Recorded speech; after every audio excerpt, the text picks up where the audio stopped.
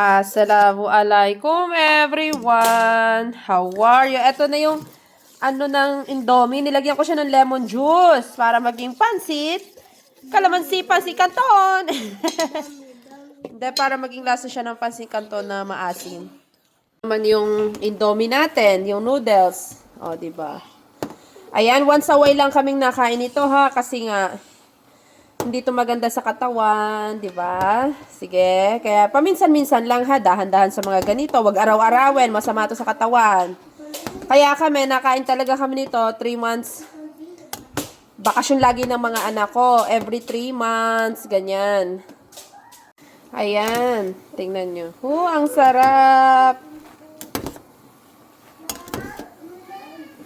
Lagay na natin to, oh. May tag-iisang sila. Ayan. Si Apia din meron. Si Shakib. Yung sapin. Ito yung sa akin. Oh, let's dig in.